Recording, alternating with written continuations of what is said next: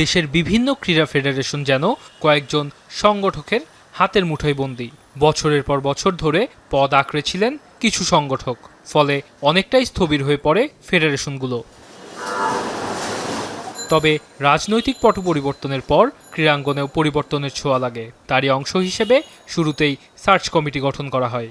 তাদের পরামর্শ অনুযায়ী ভেঙে দেয়া হয় পুরনো কমিটিগুলো, দায়িত্ব দেয়া হয় অ্যাডহক কমিটিকে। আর সেখানেও নতুনত্বের ছোঁয়া। প্রথমবার ফেডারেশনগুলোর কমিটিতে এসছেন শিক্ষার্থী প্রতিনিধি। প্রথম দফায় 9টি ফেডারেশনের কমিটি নিয়োগ দেয় জাতীয় ক্রীড়া পরিষদ।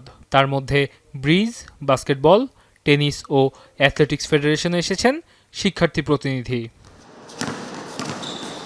জাতীয় দলের জার্সি গায়ে বাস্কেটবল কোর্ট মাতিয়েছেন অনিরুদ্ধ বর্ণ। এখনও খেলছেন ঢাকা বিশ্ববিদ্যালয়ের দলে। এবার তার কাঁধে চেপেছে ফেডারেশনের দায়িত্বও। বর্তমানে জিনিসটা আমি খুব এনজয় করছি, কারণ আমার আগে থেকে প্ল্যান ছিল আমি ক্রীড়াক্ষেত্রেই থাকব।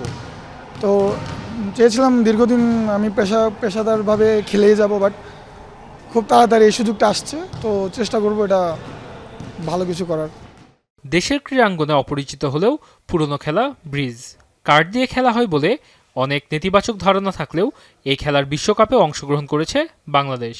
এই ফেডারেশনের প্রতিনিধি হিসেবে এসছেন বুয়েট শিক্ষার্থী মাহমুদুল হাসান সুমন। জুলাই পরবর্তী প্রেক্ষাপটে যে কোনো জায়গাতেই শিক্ষার্থীদের যে একটা স্বতঃস্ফূর্ত অংশগ্রহণ আমরা লক্ষ্য করছি, এটা আমরাকে সাধুবাদ জানাই। এবং ব্রিজে আমি শিক্ষার্থী প্রতিনিধি হিসাবে চেষ্টা করব যাতে বিভিন্ন ভার্সিটিগুলোতে, public varsity, engineering university, medical কলেজগুলোতে এই ব্রিজ খেলাটা বা ডুপ্লিকেট ব্রিজটাকে আরও কীভাবে সম্প্রসারণ করা যায়। ইনডোর গেমস হওয়ায় দুটি ডিসিপ্লিনই নির্দিষ্ট গণ্ডিতে বন্দী। তবে দুই তরুণের কণ্ঠেই খেলাগুলোকে ছড়িয়ে দেওয়ার লক্ষ্য। ঢাকায়, চিটাগংয়ে, রাজশাহীতে, খুলনায়, এরা হাতে গোনা আপনার কয়েকটা বিভাগীয় জেলা যারা আছে, এখানে যারা একটু শখ করে থাকে বা পছন্দ করে খেলাটাকে, তারাই নর্মালি খেলে থাকে। বাট আমার নেক্সট যে টার্গেটটা থাকবে, সেই নেক্সট টার্গেটটা হচ্ছে জিনিসটাকে এই খেলাটার মধ্যে আরও পেশাদারিত্ব নিয়ে আসা। ব্রিজে আসলে বিভিন্ন জেনারেশন বেসিসে প্লেয়ারগুলা ব্রিজ ফেডারেশনে আসেন বা ডুপ্লিকেট ব্রিজ খেলেন।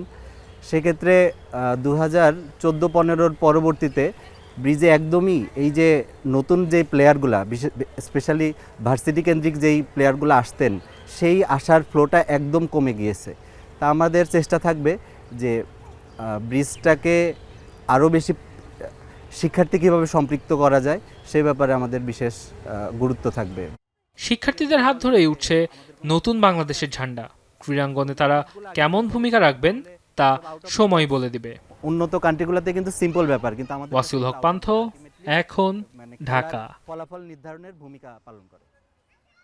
শিয়া বাটার ও ভিটামিন ই সমৃদ্ধ lily glam beauty soap. Lily, always beautiful.